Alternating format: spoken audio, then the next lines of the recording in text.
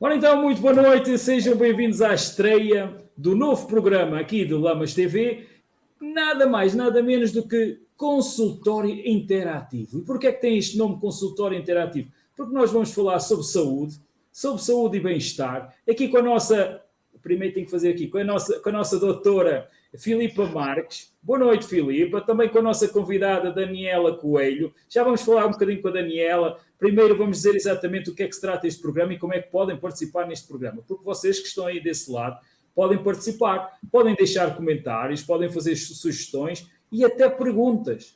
Hoje o tema de estreia vai ser a importância do sono. Eu acho que é mais a importância do sono infantil. Mas para elucidar todas essas coisas, eu vou deixar agora então com a Filipa, para apresentar a nossa convidada. Filipa. Olá, muito boa noite. Boa noite, doutora Daniela. Nós estamos então perante a doutora Daniela, que é consultora materno-infantil, por isso, dúvidas, mamás e mesmo quem esteja a pensar na maternidade, aproveitem este momento para realmente tirarem as vossas dúvidas e ficarem a conhecer também um pouco o trabalho e uma forma de vos poder orientar quando realmente mamás, não é?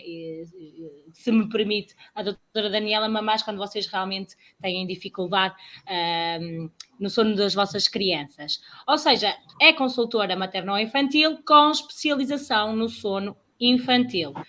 Por isso, doutora Daniela, gostaria de saber o porquê, uma breve apresentação, o porquê desta especialização do sono, não é?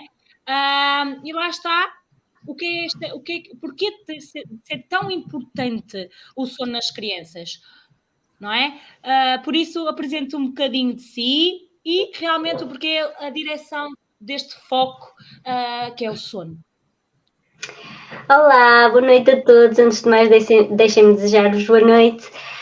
O meu nome é de facto Daniela Coelho, eu sou consultora materno-infantil, especializada em sono, e de facto eu enverdei por este projeto do sono desde que fui mãe. Eu sou mãe agora de 2 meninas, mas a minha primeira filha, a Sara, tem 3 anos e ela foi bastante difícil no que toca ao sono. Eu não tinha ideia.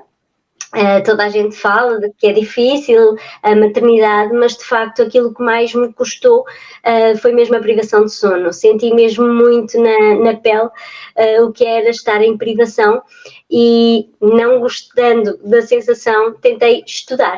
A minha formação base é ciências e, portanto, eu estudo tudo que tenho dúvidas, eu vou a fundo e foi o que eu fiz.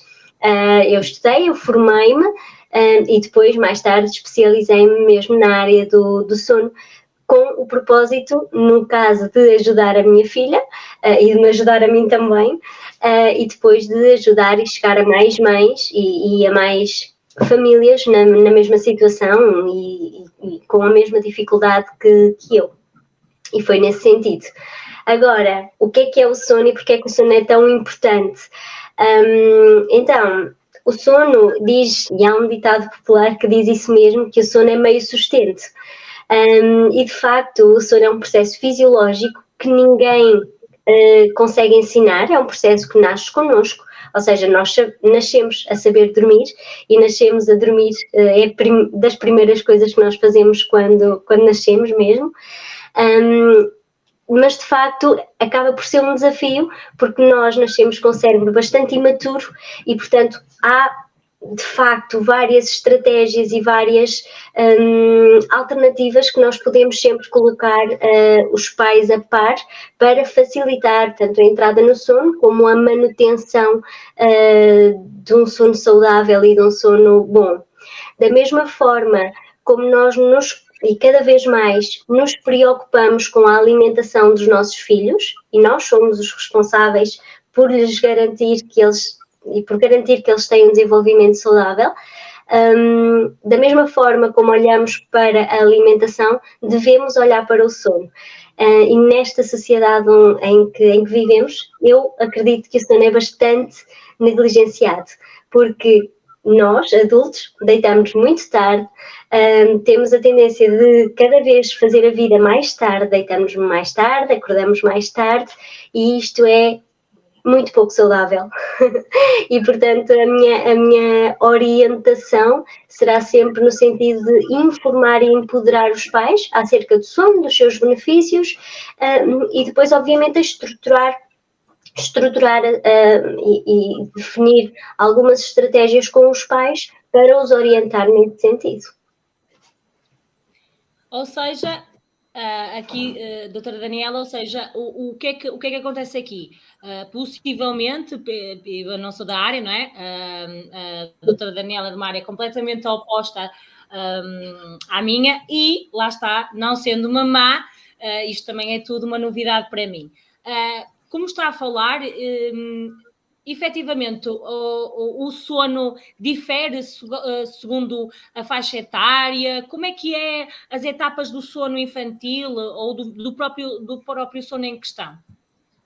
Sim, então, o próprio ciclo do sono é diferente e o ritmo do sono é diferente de crianças para adultos. E é diferente um recém-nascido e as crianças conforme as etapas vão passando. O que acontece é que, como eu disse anteriormente, nós nascemos com o cérebro bastante imaturo e à medida que o cérebro vai maturando, a exigência vai sendo outra, é diferente. E, portanto, nós temos que nos ir adequando a cada etapa em que o nosso filho está. Da mesma forma que quando um bebê nasce, e naturalmente a primeira fase será sempre leite materno ou adaptado e depois à medida que vai crescendo vamos introduzindo os alimentos de forma gradual. A mesma coisa se passa com o sono, ou seja, quando o bebê nasce tem necessidades específicas de sono, que no caso são maiores, ok? Ou um recém-nascido tem necessidades maiores de sono, dormir mais e melhor, e à medida que a idade vai avançando, esta questão e estes ciclos do sono vão se ajustando e vão se alterando. E, portanto, esse também é um processo que eu trago, ou seja, olhar para cada bebê de cada faixa etária e adequar às expectativas que vamos tendo e que vamos trazendo. Não é suposto, ou melhor, vou começar ao contrário, é suposto um bebê recém-nascido acordar várias vezes durante a noite para se alimentar, ok? Não é suposto um bebê recém-nascido dormir a noite toda. Se o vosso filho faz, parabéns, saibam que ele é a exceção, não é a regra. Há muitos pais que dizem, mas o meu filho dorme a noite toda desde que nasceu. Parabéns, mas não é a regra. A regra é acordar várias vezes durante a noite para se alimentar. Isso é o normal e o esperado, ok? Agora, à medida que a idade vai avançando, não é normal, por exemplo, perguntar-me, mas é normal uma criança de 3 anos acordar 3 ou 4 vezes durante a noite? Não é. Da mesma forma que não é uma criança, um bebê de 9 meses ou 1 ano. Não é. Ou seja, com 1 ano já é expectável que a criança e que o bebê consiga fazer um ciclo maior de sono sem precisar de ajuda para retomar. Ok? E isto, o sono é cíclico, ou seja, nós vamos tendo ciclos de sono, mesmo nós adultos, nós temos um ciclo de sono, nós adormecemos, depois quase despertamos, depois voltamos a adormecer, a cair em sono profundo, depois quase despertamos e quando chegamos aqui ao quase despertamos, é quando nós nos movemos, ajustamos e voltamos a dormir. As crianças não conseguem fazer isso e é por isso que elas acordam. Ok, isto aqui, uma questão também pertinente. Efetivamente, ouve-se falar muito no sono REM, o que é isto, a fase do sono? Efetivamente, eu tenho algum conhecimento na área da gerontologia, que há várias fases do sono, ou seja, é mesmo isso, o sono REM, lá está, ou a fase do cíclica será mais reduzida nas crianças, certo? Sim, mesmo o ciclo de sono. Cíclica. Sim. O ciclo de sono normal de um adulto, um ciclo, dura 1h30. Ou seja, mais ou menos 1h30 nós quase despertamos e depois voltamos. 1h30 quase despertamos e depois voltamos. Nas crianças dura 45 minutos, cerca de metade. Ou seja, quando nós temos aquela questão, ai, mas o meu filho só faz cestas de meia hora, 40 minutos, faz um ciclo de sono e não consegue voltar a fazer mais. E isso está tudo bem se o bebê andar bem e se durante o dia e se a noite correr de acordo com o expectável, está tudo certo. Agora, depois temos que analisar o caso e a dinâmica completa. Se o bebê dorme 40 minutos e a seguir acorda a chorar, muito rabugento, ok, significa que se calhar não dormiu o que precisava. E se calhar necessitava naquela altura de um outro ciclo de sono para complementar e não conseguiu por algum motivo engrenar no sono, não é? E muitas vezes o que acontece, e nós pais, os bebés estão a dormir, e nós, lá está, temos a expectativa que o sono de um bebê é igual ao sono de um adulto, ou seja, que o bebê vai estar ali parado, de olhos fechados a dormir. Mas muitas vezes isso não acontece. A maioria das vezes o sono do bebê é agitado. Os bebés mexem-se, os bebés viram, os bebés levantam as pernas, os bebés fazem 30 por uma linha a dormir. E o que é que acontece com os pais? Nós achamos que eles estão acordados e que precisam de ajuda urgentemente para voltar a dormir e eles estão de facto a dormir. Quando nós vamos lá, acordámos-los. E portanto, sim. Essa é a questão, lá está. Falar nessa agitação do sono, como estavas agora a falar, há uma preocupação muito grande dos pais, que é quando a criança se vira e fica de costas. Isso pode acontecer, infelizmente, pode chegar ao... Esperemos que nunca aconteça, não é? Fazemos figas para que não aconteça, mas a criança pode morrer. Pode asfixiar, sim. E um dos critérios para um sono seguro, um sono infantil seguro, será sempre deitar o bebê virado de barriga para cima. A única exceção será quando o bebê autonomamente se consegue virar de barriga para baixo novamente.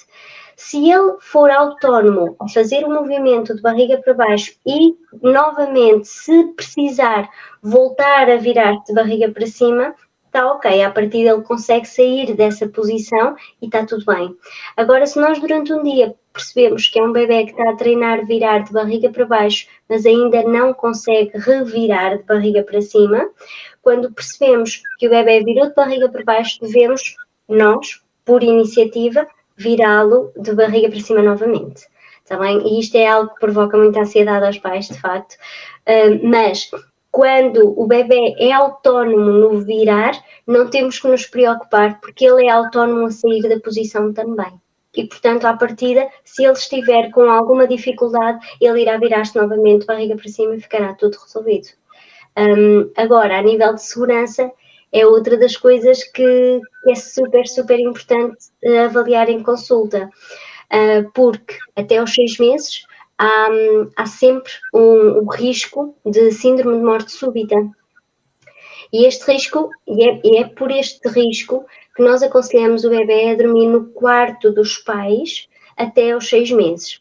Depois dos 6 meses, o risco reduz significativamente e, à partida, pronto, já não haverá nada que possa acontecer. De qualquer forma, nós aconselhamos a dormir no mesmo espaço para que, caso haja alguma coisa que os pais se apercebam, consigam no imediato agir. De forma oposta, não há nenhuma sociedade científica que recomende a cama compartilhada. Ou seja, não há nenhuma sociedade científica que recomende o bebê dormir na mesma cama, na mesma superfície, no mesmo colchão que os pais. Há risco de queda, há risco... Desaconselhável, não? Doutora, desaconselhável a partir de uma certa idade, por causa, penso eu, por causa de, não é, eles ganharem a sua autonomia e a sua maturidade de forma individual. Não sei se será por aí o timing dos 6 meses passar para... Então, é questionável. Um bebê não é autónomo. Não vai ser. Não vai ser. Vou só interromper um bocadinho, mas isto o pessoal está aqui a participar com força. Ora, o pessoal está a dar as boas noites, tal e qual como faz a Fernanda Coelho. Olá, boa noite, beijinhos. Miguel Brito, boa noite, Lamas TV. Maria Rodrigues também, boa noite. A Patrícia Alves diz que bom que era saber isso há 9 anos atrás. Pois é, eu já não estava tão preocupada. Miguel Brito diz novamente, é muito bom ouvir estas explicações. Obrigado pelo direto. A Sandra Oliveira também deseja boa noite e beijinhos. Também a Paulinha Borboleta diz boa noite, amigos. Força, minhas queridas. E depois a Arminda Almeida também deseja boa noite. Quem quiser participar, esteja à vontade. Aqui no nosso direto, estejam à vontade. Tal como estão a fazer, continuem a fazer mais comentários. Façam perguntas. Se tiverem perguntas para colocar à nossa doutora, estejam à vontade. Estão aqui exatamente para esclarecer e elucidar toda a gente sobre esta situação, que é muito pertinente, a importância do sono, principalmente nos bebés, não é? Que é uma aflição. É uma aflição. E no desenvolvimento. É isso. E quando nós sentimos na pele, eu acho que o pós-parto é todo um desafio, sempre. Há mães que sentem mais a amamentação, a questão da amamentação. Há mães que sentem mais a questão do sono. Há mães que, enfim, sentem-se muito sozinhas, sentem-se... Pronto, enfim, não estavam a contar, tinham umas expectativas e no fim saíram outras.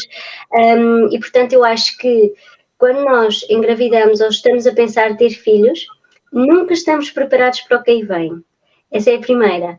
Mas a informação e toda a informação que a gente possa ter e tenha acerca das vertentes de saúde, não é? Do que nos espera, eu acho que é todo o benefício. Se a mim me dissessem, antes de eu ter a minha filha mais velha, que é normal um bebê acordar 3 ou 4 vezes durante a noite para se alimentar, que é normal se calhar, ele precisar de mais contacto, se calhar precisar de mais conforto, eu não teria estranhado tanto e não me teria gostado tanto. Como eu estava à espera que a minha bebê nascesse e dormisse, e não foi isso que aconteceu, levei aquele choque e aquele impacto e foi isso que me pesou.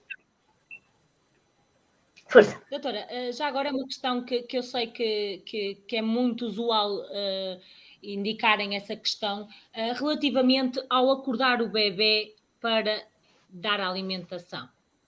Há alguma forma, alguma descrição científica ou alguns autores que dizem sim, outros não, porque nós realmente, a nível de consultório, ouvimos várias opiniões de vários pediatras, médicos pediatras e não só, e nem todas são, iguais, não é? Uns dizem que sim, outros dizem que não. Doutora, como é mais aprofundado neste sentido, não sei se há às vezes alguma forma científica que diga que deveríamos ou não, não é? Então, na verdade não há. Vai muito depender da apreciação do pediatra, do médico que assiste a família e o bebê no caso, para orientar os pais nesse sentido. Na verdade, quando um bebê nasce, ele, como já disse, é muito imaturo.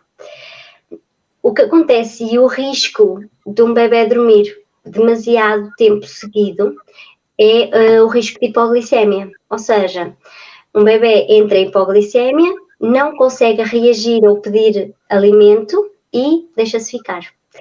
E isto é um risco, ou seja, é um risco acrescido. E é por isso, e é nesse sentido, que os pediatras no início, e quando temos um recém-nascido, os pediatras aconselham no máximo X horas sem alimentação, precisamente para reduzir este risco de hipoglicemia. Agora, há também quem diga que se acordar de forma religiosa todos os dias às X horas, que eles depois aprendem a acordar àquela hora e depois mesmo quando já não precisam do alimento, eles aprendem a acordar àquela hora para se alimentar e depois tornam isso como uma aprendizagem e que se mantém e fica durante vários meses. E é isso que nós não, queremos evitar, não é? Esta aprendizagem. Seja, agora, um bebê recém-nascido não aprende. O cérebro não permite aprendizagem e, portanto, à partida, quando o médico assistente diz é para alimentar, deve-se alimentar. Ok, ou seja, há sempre, lá está, cada bebê, não é? Cada criança tem a sua característica e tem que ser avaliada a nível de horas, não é? Lá está o facto da alimentação, se tem que ser mais ou menos alimentado, eu, pelo que estou a entender, e realmente depois é o próprio médico, não é? Que determina o horário, ou seja, não mais de 4 horas, senão ele pode correr o risco de hipoglicemia. Isso. É neste sentido. Mesmo isso. Então, É o mesmo isso. importante é ter uma consultora materno ou infantil ou mesmo algo que nos direcione, não é? Eu, pelo menos, de crianças. Sim, é isso mesmo. Então, há muitas mães que me dizem, Daniela, mas o que é que eu acho? Achas que devo acordar? Se a orientação da pediatra é para acordar, deve acordar. Agora, também devemos estar em cima do acontecimento, não assumir que é assim durante muitos meses seguidos.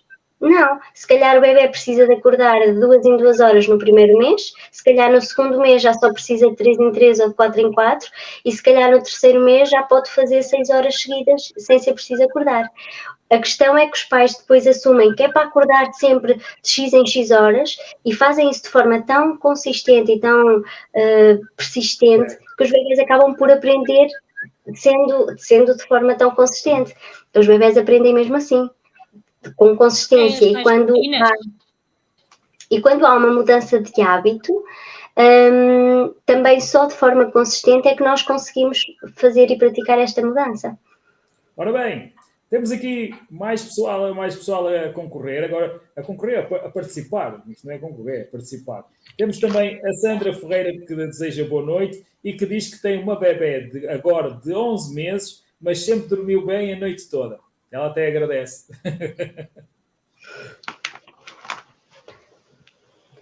Isso é muito importante. Dormiu bem sempre a noite toda. Sempre dormiu bem a noite toda. É daqueles casos que estávamos a falar há pouco, que é estas exceções, não é? Da exceção, é isso mesmo.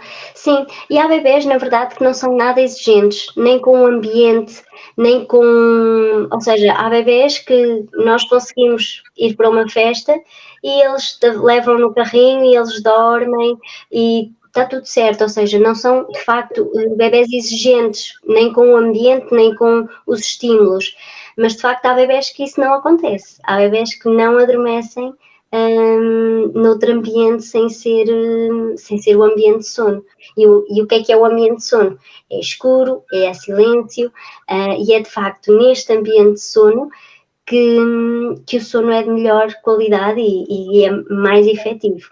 Normalmente, essas pessoas que os filhos dormem bem não nos aparecem na consulta, mas de facto a qualidade do sono dessas crianças pode não ser a melhor, precisamente porque como eles são fáceis, adormecem em qualquer lado, dormem sobre qualquer circunstância e isso não é bom, não é o que nós esperamos. Ou seja, nós esperamos que a qualidade do sono seja tão importante como a quantidade. E nós só conseguimos garantir qualidade de sono se o sono for feito sob condições específicas, que será o escuro e o silêncio. A Sandra continua a falar, não é? Continua e diz que é uma bebé muito tranquila e adormece em qualquer lado. Se calhar já não é assim tão bom. Não é bom para a qualidade de sono da bebé. Se for pontualmente, vai a um jantar e adormece no carrinho. Ok. Se vai a uma festa e a menina adormece no carrinho, vai tranquilo. Ok. Agora, se for de forma consistente, perdemos qualidade de sono. E se perdemos qualidade de sono, acaba por não beneficiar. Ela até dorme, mas dorme porque está exausta, porque senão não dormia. E então, dorme num estado de exaustão, e em exaustão todos dormem, mas na verdade a qualidade e o sono reparador não acontece. Não acontece. Foi feito um estudo científico que... Deixa-me só concluir o raciocínio do estudo.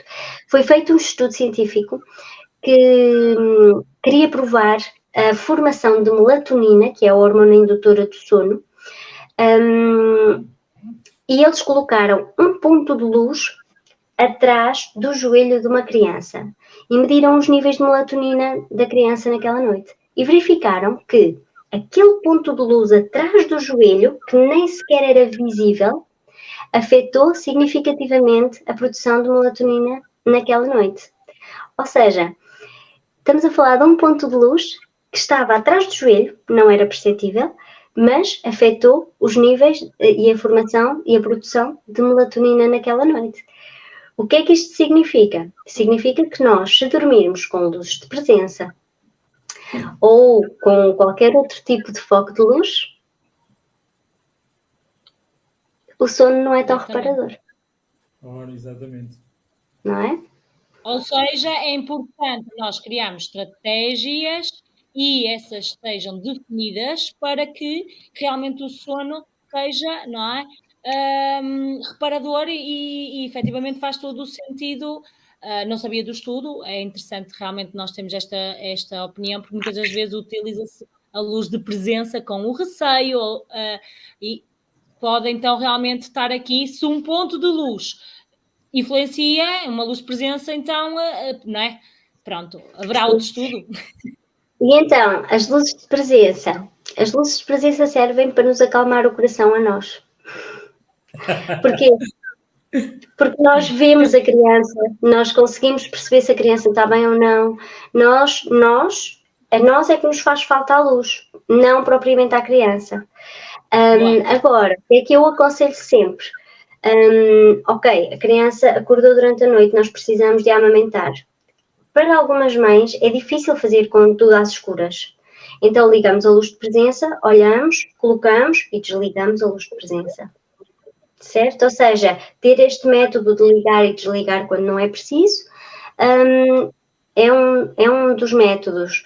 Um outro será usar luzes quentes, ou seja, luzes brancas, azuis, interferem mais ainda com o sono do que luzes quentes.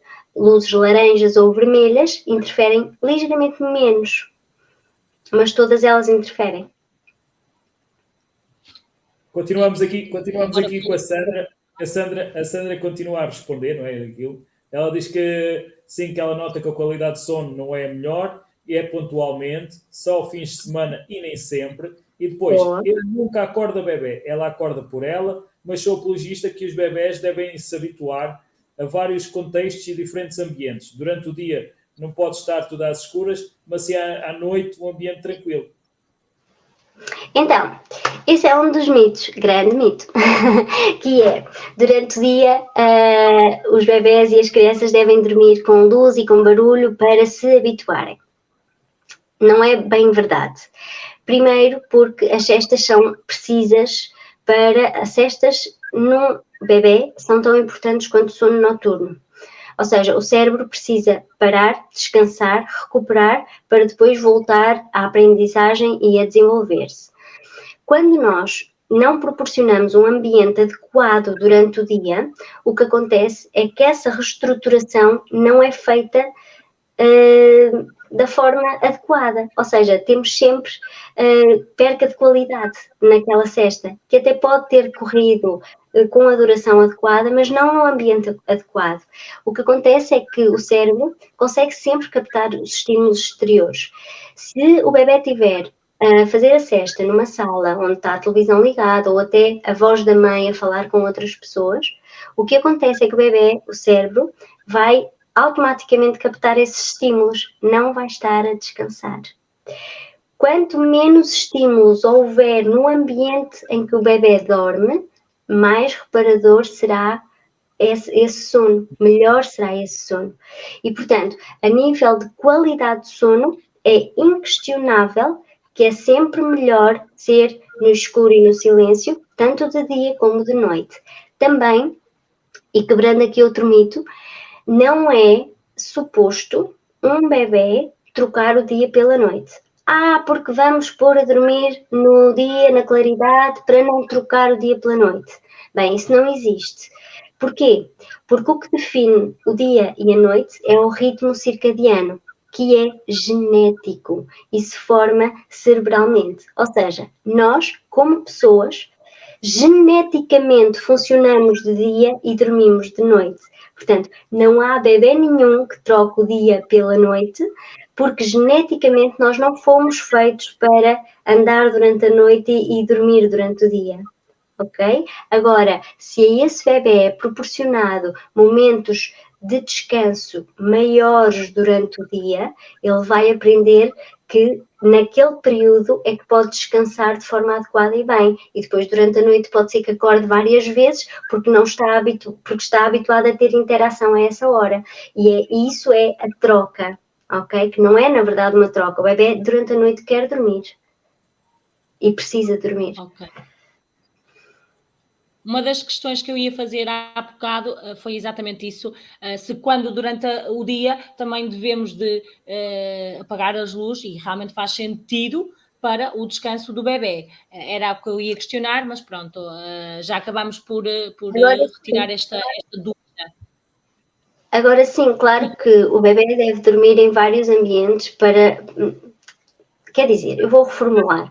O bebê deve dormir para ter uma boa qualidade de sono num sítio específico, num ambiente preparado. Mas se a personalidade e se o temperamento do bebê permitir que ele adormeça noutros sítios, está ok, pontualmente está ok. Eu tenho uma filha que adormece em qualquer sítio e tenho outra que não. E está tudo bem. Está tudo bem. E então, é um bocadinho por aí. Ou seja, é uma questão também de nos ajustarmos àquilo que nós temos, não é? À bebé que nós temos. E se nós percebemos que a cesta naquele ambiente é muito difícil e é muito dolorosa, então resguardamos-nos, colocamos num sítio escuro, preparamos o ambiente e aí sim a cesta irá ser mais fácil. Se nós percebemos que, ok, ela até adormece fácil no carrinho, podemos ir jantar à vontade que ela fica, está tudo ok na mesma, ela fica pontualmente, aquela saída pontual ela ficou, vai prejudicar a qualidade de sono, é um facto, mas é uma coisa pontual e, portanto, está tudo bem, não é? E lá está, nada mais importante que o sono para o desenvolvimento da criança, não é? A tal reestruturação a nível cerebral, que será, Sim. pelo meu conhecimento, até a maturidade cerebral será entre os 20 até aos 20, não? 25? 25. Digamos 25, não é? Pronto, eu tenho essa ideia que realmente nós estamos em desenvolvimento até aos 25 e a partir daí, minha gente, entrando na minha área, depois dos 25 é sempre ok, sempre a crescer. Por isso, Oh, pai. pronto. E eu que Ou tenho seja, 25, é importante. eu que tenho 25 mais um. Nós também já temos todas. Também já lá passamos.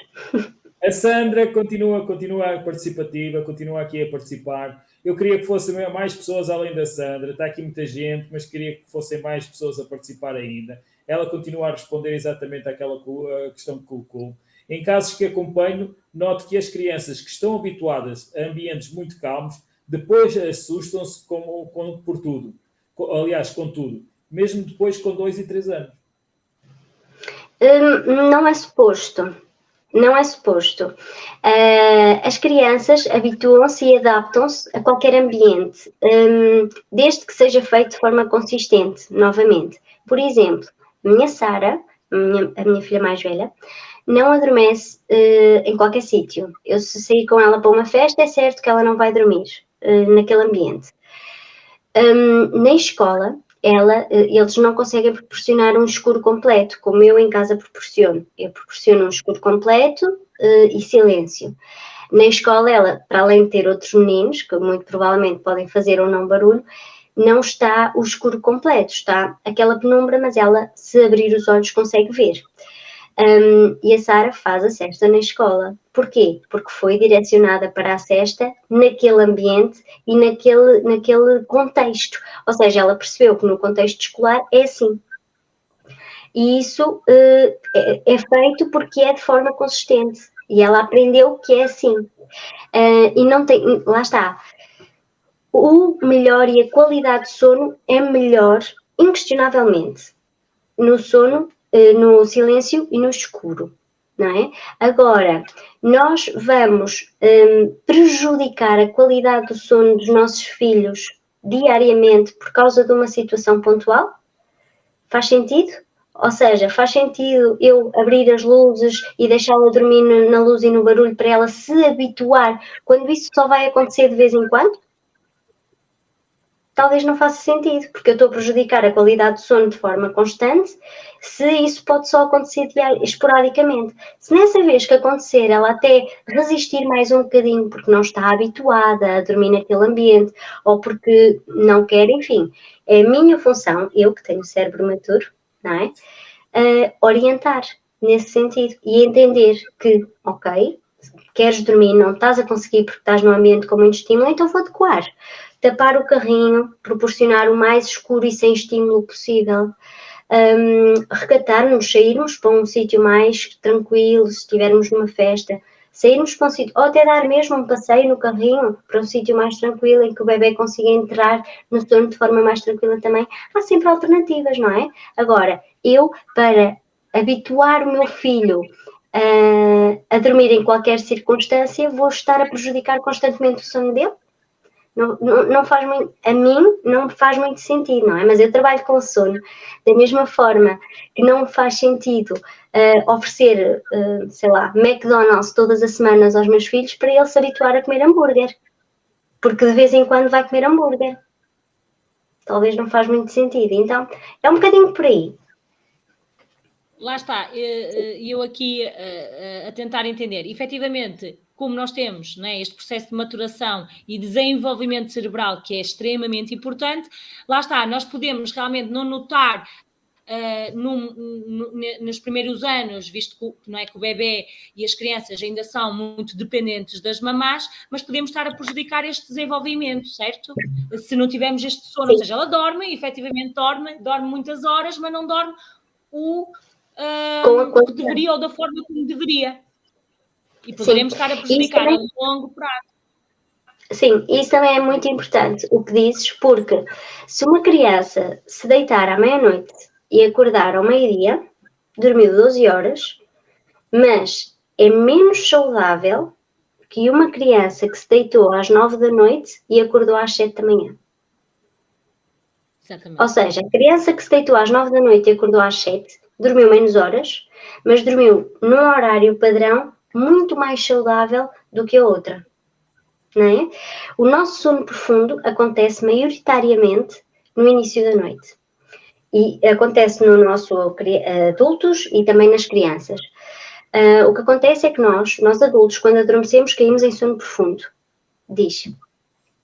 Era isso que eu ia dizer, já estávamos a falar do sono profundo. Estas fases que se calhar, pronto, as pessoas não têm conhecimento e efetivamente há várias fases do sono, isso eu sei porque faz parte também nos meus adultos, apesar de nas crianças ser diferente, e é essas fases, nós temos a fase do sono profundo, o sono, e se calhar tentar perceber, explicar melhor, seria interessante, na minha opinião, ter esta percepção, porque eu acho que não é muito passada esta informação, e é um conhecimento que faz sentido e que, na minha opinião, acho que é importante para a comunidade ter esta noção do que é que são os sonos, que se o sono é sempre igual, não é, o que é que acontece, que é isso que a doutora ia falar, certo? Do profundo e do... É isso. Então, nós adormecemos e caímos imediatamente em sono profundo. Depois ficamos, é a nossa maior fatia de sono profundo, é quando adormecemos.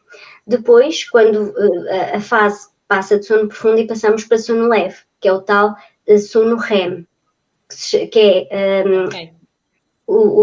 a abreviatura de Rapid Eye Movements, que é quando os olhos mexem de forma rápida. É quando nós estamos a sonhar. É sono leve. As crianças não, as crianças é ao contrário, ou seja, as crianças entram primeiro em sono leve, depois vão para o sono profundo, passam uma parte em sono profundo, depois voltam para sono leve, quase acordam, voltam para sono leve, voltam para sono profundo. O ritmo padrão das crianças é este, sono leve, profundo, leve, profundo, leve, profundo. Nós não, nós entramos direto em sono profundo, passamos a maior fatia em sono profundo, depois vamos indo para o sono leve e na madrugada é quando nós temos mais porção de sono leve, sono REM. Para terem noção, o sono profundo é tão importante como o sono REM, ok? Ou seja, não é, porque o sono leve é pior que o sono profundo, não é.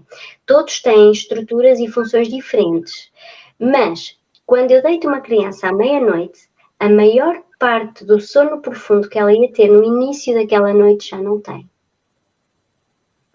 Da mesma forma que se eu, adulta, me deitar à meia-noite, 1h, também já perdi a maior parte do sono profundo que ia ter naquela noite. Ou seja, eu, mesmo que me deite à meia-noite, vou adormecer e entrar em sono profundo, mas o tempo que eu vou estar em sono profundo é menor do que se eu tivesse adormecido às 10 da noite. Mas isso por hábito... mas isso porque daí a importância da rotina, certo? Ou seja, se durante a rotina... Não? Eu fiquei um bocado na dúvida por causa das horas. Se realmente a doutora Daniela se deitar todos os dias às 10, não? É naturalmente assim? É naturalmente assim. É genético. Ou seja, é algo que nós temos na nossa genética, faz parte de nós. Ou seja, qualquer pessoa beneficia se deitar às 10 em vez de se deitar à meia-noite, 1h. Qualquer pessoa beneficia. Adultos devem ter um sono de pelo menos 8 horas.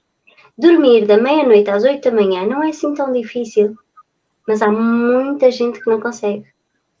Mas, Daniela, isso também depois tem a ver com quem hoje em dia é hábito normal para muita gente, para quem trabalha na indústria, principalmente, para trabalhar por turnos. E muito mal é para as pessoas. É péssimo, péssimo. A nível de saúde, é péssimo. É péssimo. Ainda para mais, primeiro... eu falo na minha área, que nós, deve ser a pior área que existe exatamente por causa dos turnos, que tem a ver com a parte da segurança. A parte da segurança da vigilância é nós fazemos turnos em que estamos a sair de manhã, no dia a seguir estamos a entrar à noite. Não tem cabimento e andamos a fazê-los, não é? E é horrível, precisamente porque vocês não têm um ritmo, ou seja, o vosso corpo não se consegue ajustar a um ritmo, e depois é quebrado.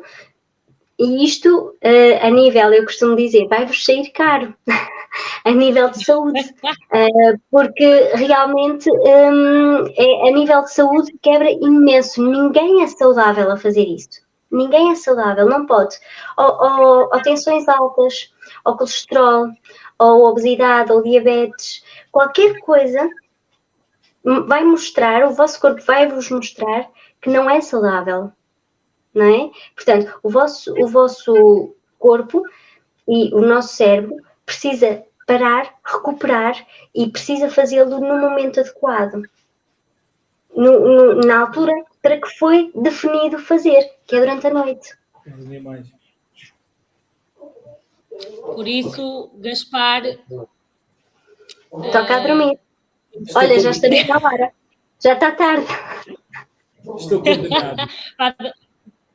Para a doutora Daniela, por acaso a doutora Daniela tem muito cuidado, pronto, a nível do sono, né? Especializou-se neste sentido e realmente faz sentido, não é? As pessoas quando não andam bem ou quando nós não estamos bem ou mais exaustas, se não tivermos um bom sono, a nossa motivação, o nosso trabalho, o nosso dia-a-dia não corre da mesma forma, nós nos sentimos muito mais cansados. Claro que enquanto somos adolescentes, o nosso organismo, né, ainda está preparado, ainda consegue defender-se, mas depois de uma certa idade já se começa a sentir, não é?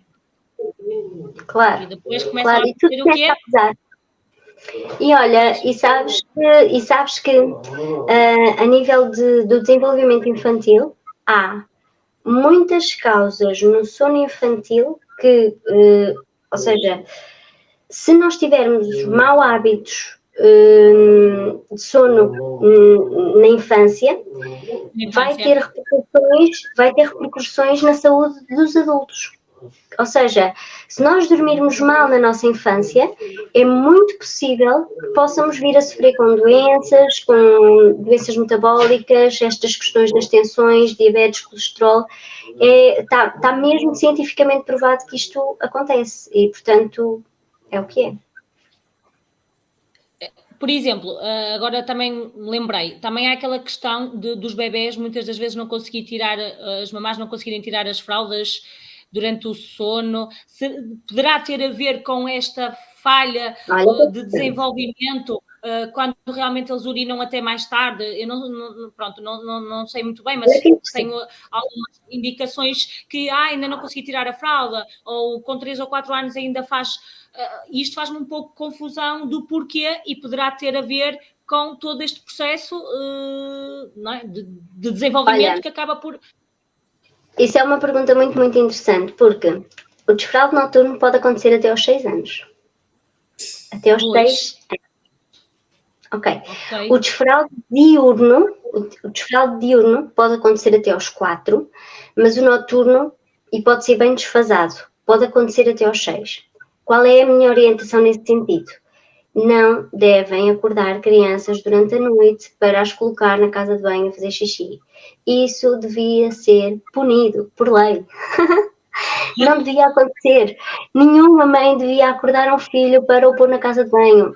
É impensável fazer uma coisa dessas. Se o vosso filho faz constantemente xixi na cama, devem colocar-lhe uma cueca-fralda. Há várias coisas que se podem fazer, umas cuecas absorventes, qualquer coisa interessante, bonita, para o vosso filho não ter aquele estigma do uso fralda. Há muitas coisas que se podem fazer, mas não isso é puramente é uma maturação física. Ninguém consegue controlar os esfíncteres a dormir. Ou seja, só quando a nível físico o corpo permitir é que se consegue controlar os esfíncteres durante a noite. Até lá, não há nada que a gente possa fazer. Agora... Ou seja, não é preocupante?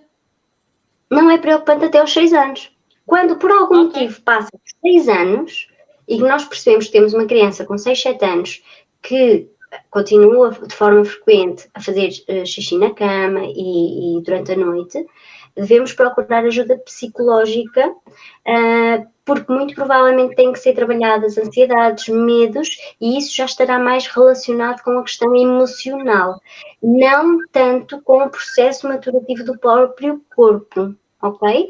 Eventualmente, uma criança num desfraldo noturno vai mostrar durante semanas que não vai aparecer de manhã com a fralda seca, durante 2, 3 semanas, e quando isso acontecer significa que o corpo está ok para passar noite sem fralda. E muito provavelmente pode ser que uma noite ou outra ainda apareça.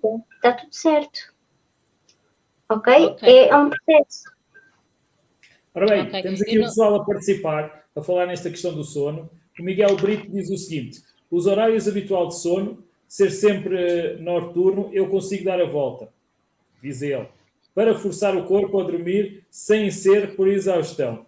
Eu, na faculdade, licenciei-me em som e imagem e aprendi que a criação de um ambiente sonoro ajuda a aumentar os níveis de melatonina. Por exemplo, quem dorme de dia é quase impossível dormir reparando o sono na totalidade. Daí a importância da criação de um ambiente sonoro que desenvolvi na minha profissão para auxiliar a reparação de sono. Isso. Está a arranjar uma estratégia. Tanto falamos na questão da luz, não é? Como falamos no estímulo auditivo. E é importante não ter esse estímulo auditivo. É importante. E só conseguimos ter uma boa qualidade de sono, um sono reparador, quando garantimos essas duas questões. Não temos estímulo nem visual nem auditivo. Mas a questão, Gaspar, a questão é que ele diz que o som interfere positivamente ou negativamente? Positivamente, aumenta os níveis de melatonina. Ok. Ele consegue ter a fazer isso exatamente porque, pronto, na faculdade ele teve a criação do ambiente sonoro, porque ajuda então a aumentar os níveis de melatonina que são necessários, não é? Mas claro que vai depender do som, certo? Sim, provavelmente. Não é? Do tipo do som. Tem que ser algo... Sim. Ok, claro. Tem que ser um som específico.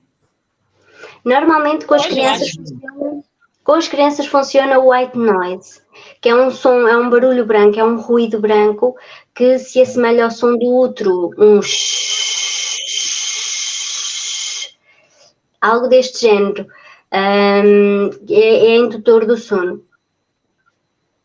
Tem lógica, porque eles estão, não é? Ok. E olha, falar O que eu queria dizer, Gaspar, é que não vamos pôr um rock, não é? Acho Claro. eu que isto Um heavy vai metal, não é? libertar. Isto vai Não libertar vais pôr, endorfinas, oxitocinas e eles vão despertar, digo eu, não é? quer dizer, não vais pôr um funk que não deve ser ouvido O por funk, crianças, agora digo é o eu, não funk, é? não é? Exatamente, vamos pôr um Mas funk para ele dormir. mas podes Olha colocar, se que eu calhar, tenho. mas podes, Diga, diga. se calhar, podes, se calhar, colocar o barulho dos golfinhos ou das baleias, ou então algo assim mais calmo, não sei, digo eu. Eu tenho uma das minhas filhas a chamar por mim. É? Ah, Qual delas? Mais nova. então Oh, também está quase a então terminar. também Está quase a terminar. Queres ir buscá-la e trazê-la para aqui? Ou continuamos? consegue? Não, está muita luz e ela está no escuro. Está no escurinho, portanto está lá a ficar. Sim, já vamos terminar e também já vou. Exatamente. Estamos Bem, a ver aqui a doutora Daniela a seguir à regra e é isso realmente que ela segue e realmente é aquilo que foca, derivado, não é? Também sei que a doutora Daniela aconselha noutras perspectivas, mas realmente tem uma rotina muito específica para realmente o desenvolvimento das meninas, que eu tenho o privilégio de conhecer e digo-lhe, são fantásticas. Eu costumo dizer à doutora Daniela que um dia vou precisar da receita ou não. já São agora muito, muito aproveitando, fantásticos. Daniela, Sim, existe um mito, pelo menos antigamente o faziam. E não sei se, mas muitos pais faziam. Que era para adormecer a criança, colocavam a criança no carro e iam passear com a criança, porque os alavancos do carro e aquela. Isso não passa de um mito. não, isso é real. Isso acontece e é super perigoso. Sim, isso acontece, Porquê? mas o propósito não, o propósito é um mito, não é? Acaba por funcionar, primeiro porque temos um white noise, que é o barulho do motor. Depois, porque a postura e a posição da criança na cadeirinha do carro, na cadeirinha automóvel, é mais agachada, ou seja, está mais confortável, mais como no útero. E, portanto, é uma posição mais confortável, mais que eles consideram não é melhor, não é o aconselhado para dormir, nem se deve dormir na cadeirinha automóvel.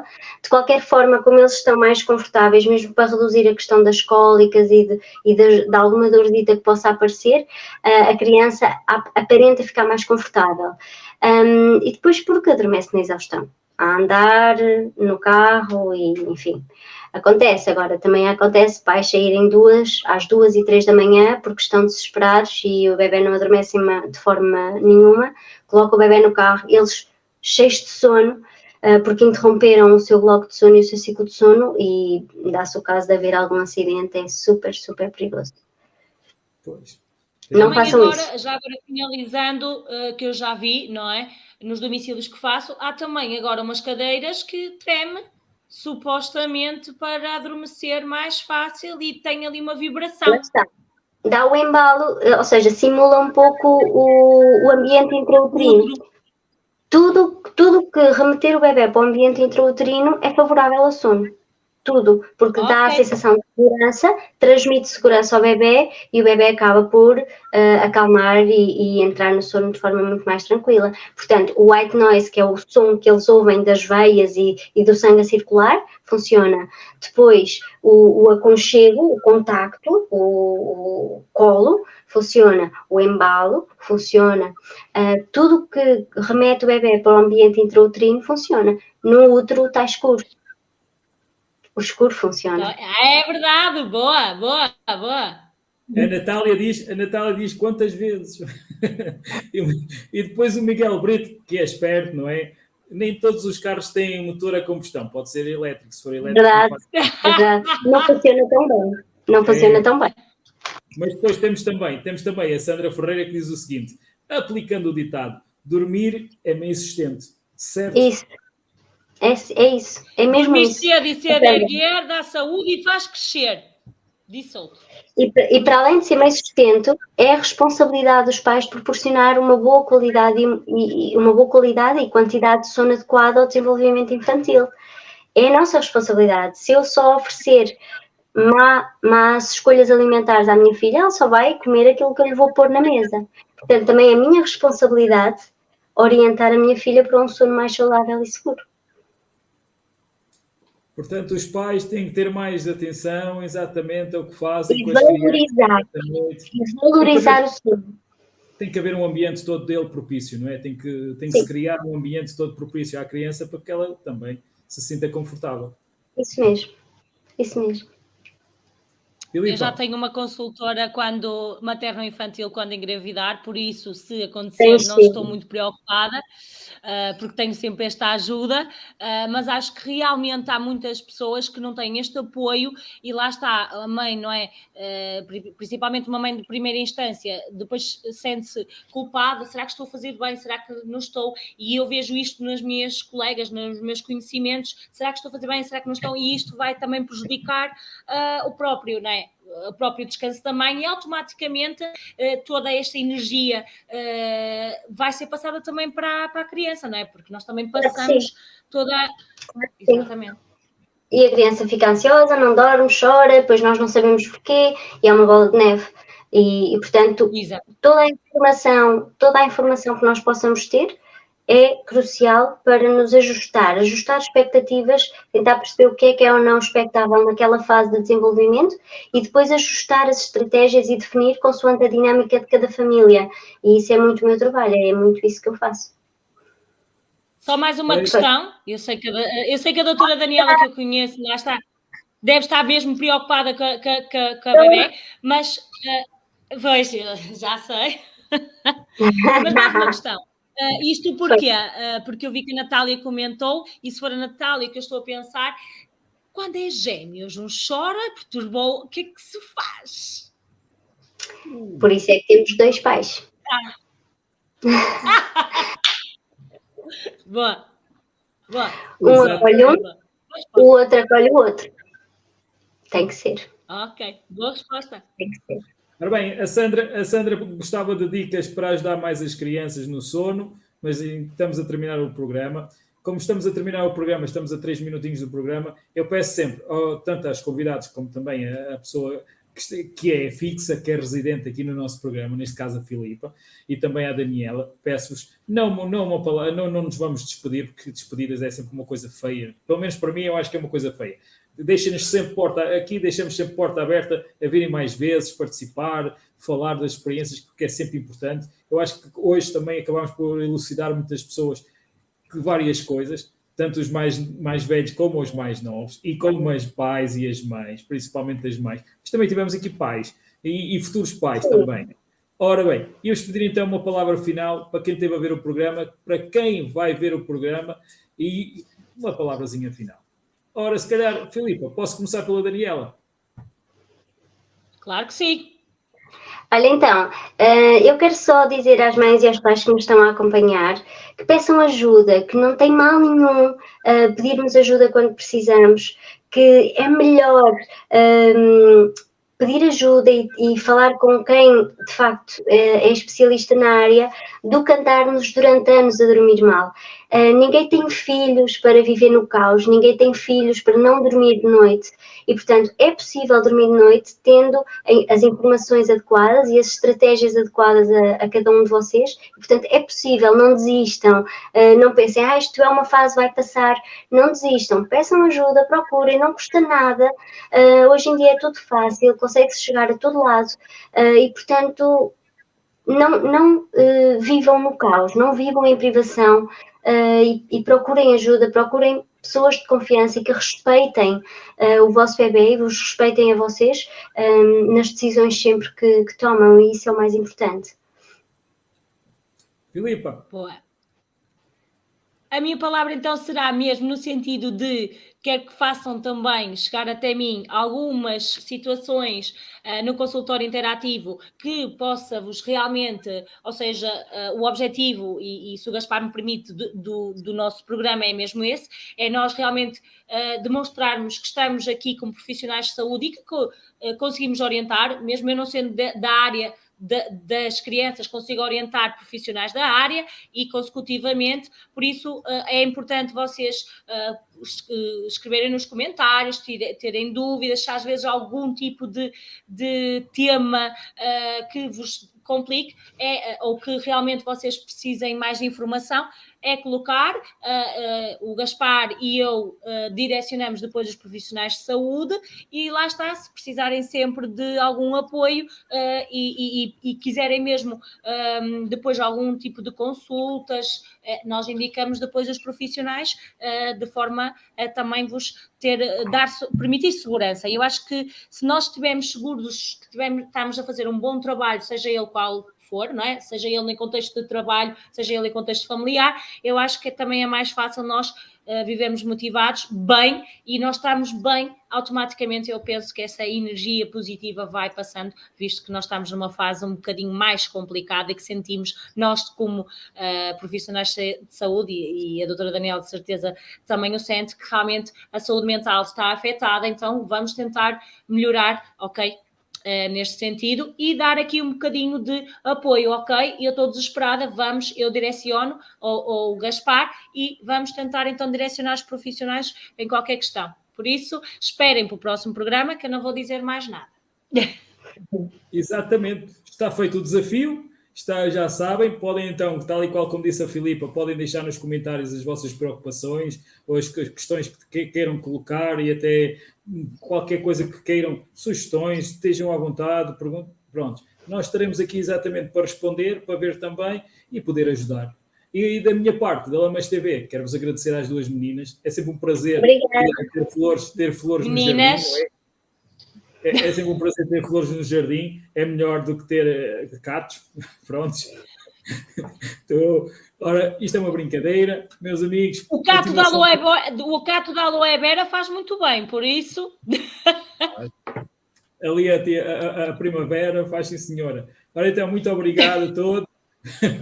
Continuação de uma boa semana e até ao próximo consultório interativo daqui a um mês. Todos os meses, uma vez por mês, mensalmente, temos então aqui o consultório para falar exatamente sobre a saúde. Até lá!